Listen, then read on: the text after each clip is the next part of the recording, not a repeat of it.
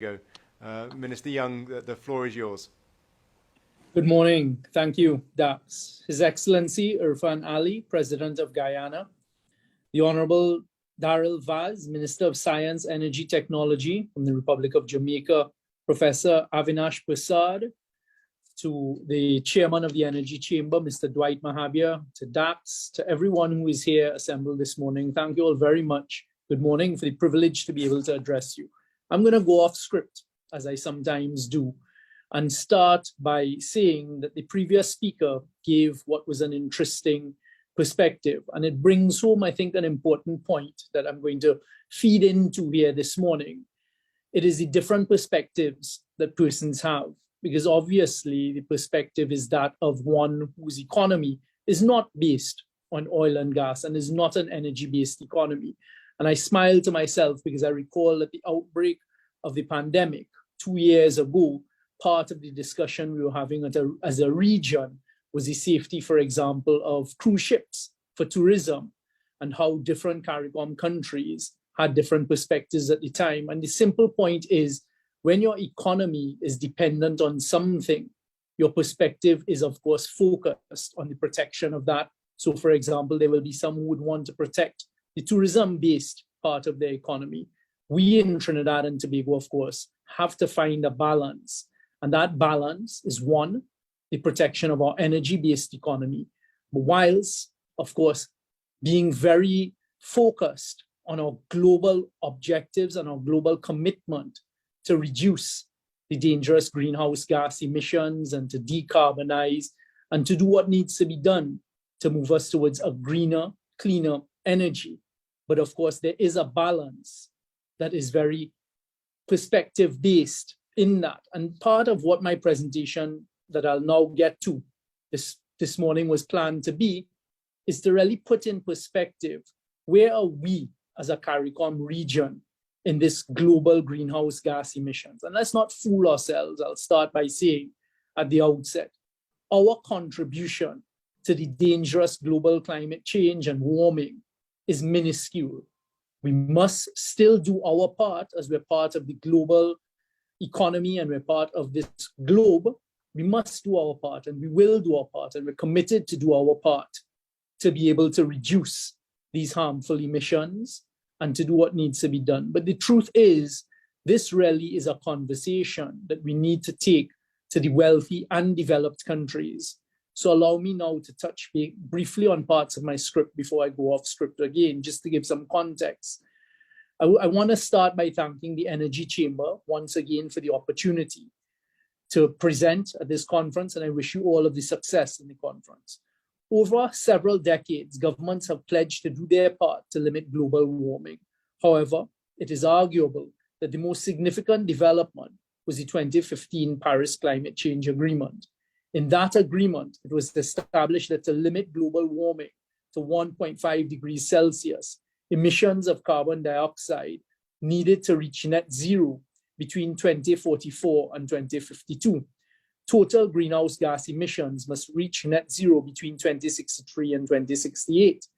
Parties to the agreement set targets known as nationally determined contributions with the goal of preventing the global average temperature from rising to 2 degrees Celsius above pre-industrial levels and pursuing efforts to keep it below 1.5 degrees Celsius.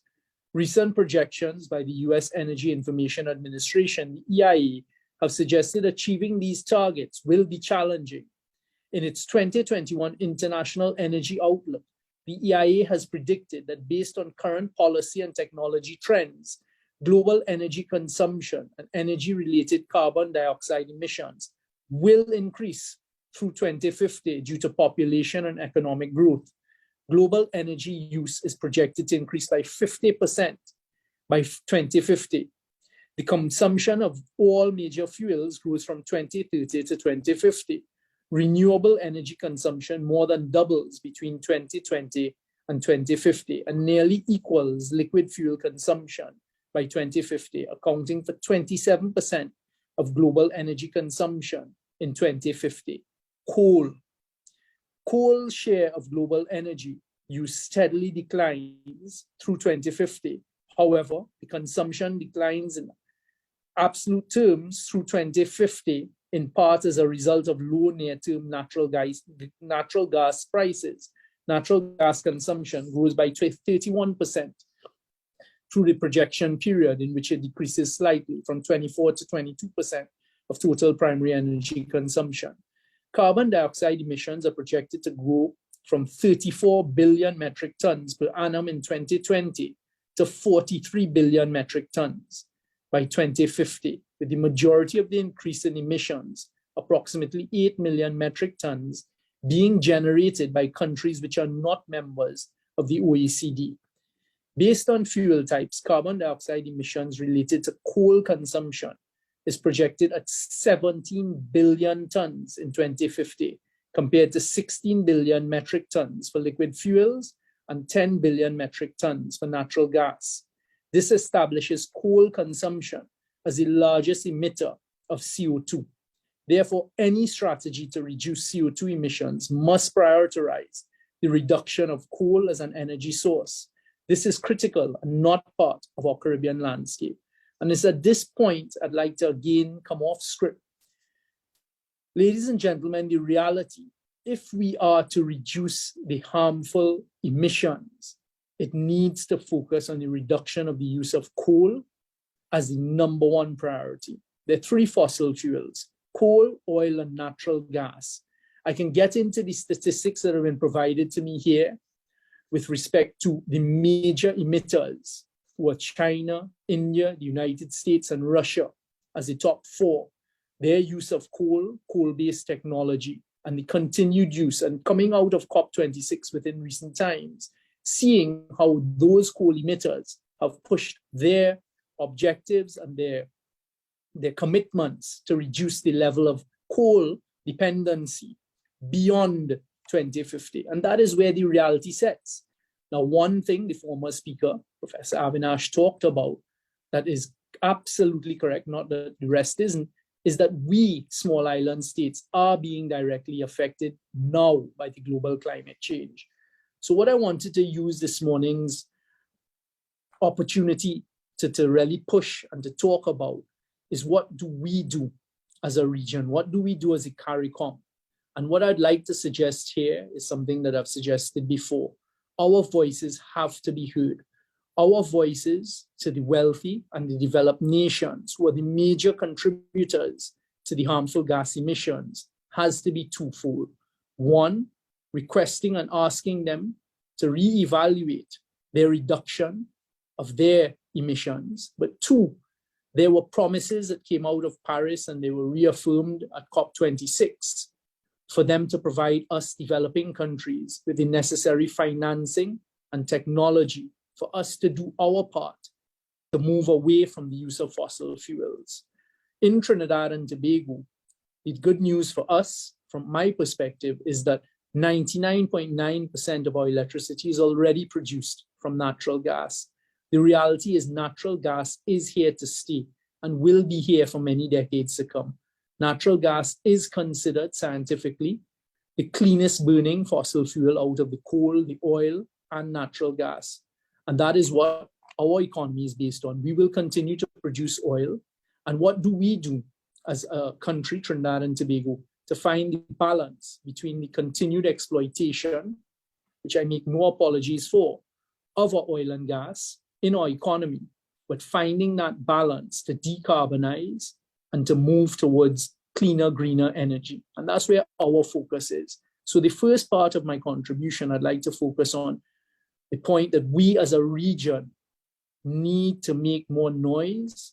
We need to call upon the developed and wealthy countries to do more, to quicken their path in the reduction of these harmful emissions, because we are the ones affected by it.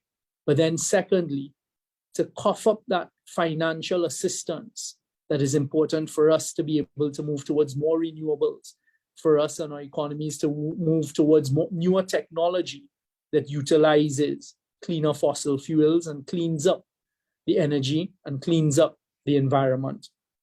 And that is where my focus really is on this morning, calling on us to come forward as a CARICOM region and to have our voices heard and to have that unison voice as we call upon the commitment of the developed and the wealthy nations to do what it is they have promised to do in those two spheres. From a Trinidad and Tobago perspective, can we achieve net zero by 2050? As I said, the truth is that the CARICOM region is a very small contributor to the overall global greenhouse gas emissions, and we need to find a balance. We here in Trinidad and Tobago are putting forward that we should advocate as one voice for this financial assistance and the reduction in the harmful gases by the wealthy nations. Their commitment to assist us has to come to a reality. We will certainly be doing our part, and I give that commitment. And we're already working with the major oil and gas companies here in Trinidad and Tobago to do our part whilst we continue to exploit the resources of oil and gas to reduce and to decarbonize, reduce the harmful effects of the greenhouse gases, methane, as well as carbon dioxide.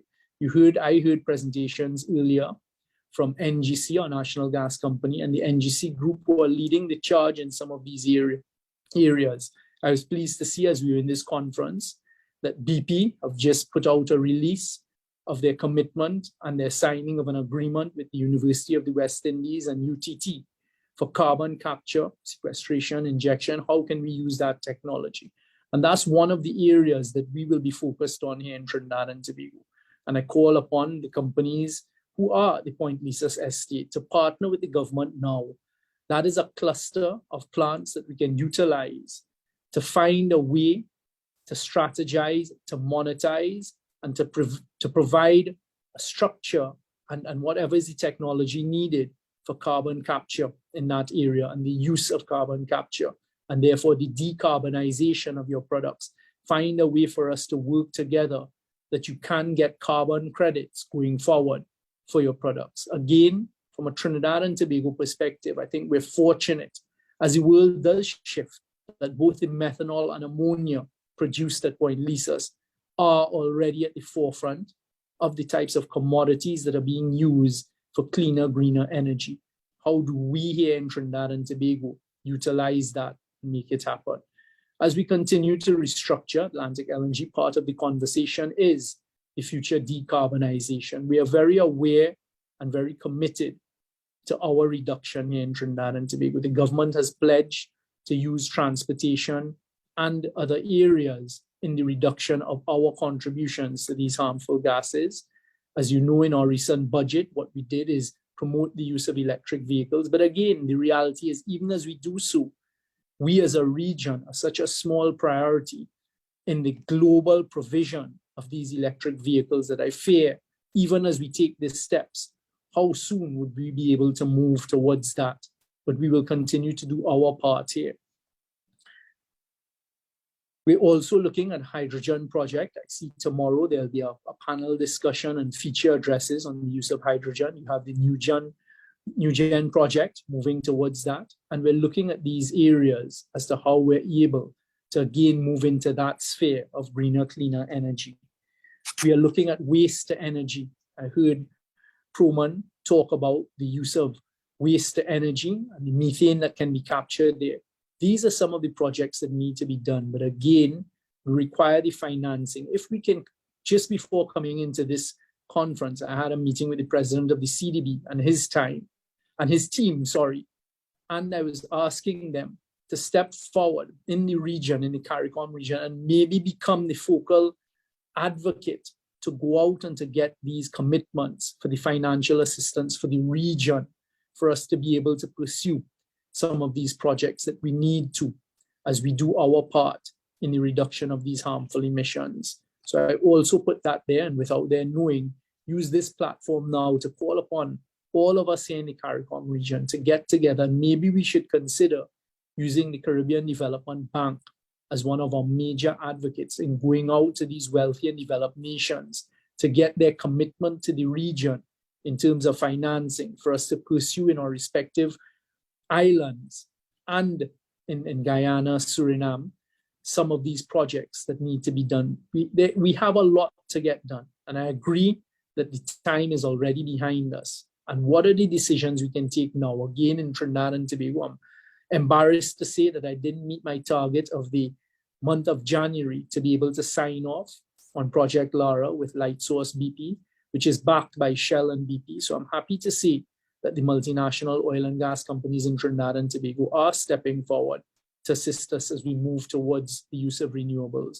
Project Lara is going to be a 112.2 megawatt project, solar project in Trinidad and Tobago, and I hope it's going to be the first of our projects here in Trinidad and Tobago. I'm intending, and I declare it here today, to have the agreements finalized, settled, and signed, executed before the end of February, so we can move forward with that. Also in the solar area, we're going to look at floating solar projects in our Gulf of Paria. I've also asked that we begin looking at and start preparing an RFP for the use of quarried lands in Trinidad and Tobago as possible platforms to house some more of these solar projects. Wind, of course, is something that we all have here in the Caribbean nations.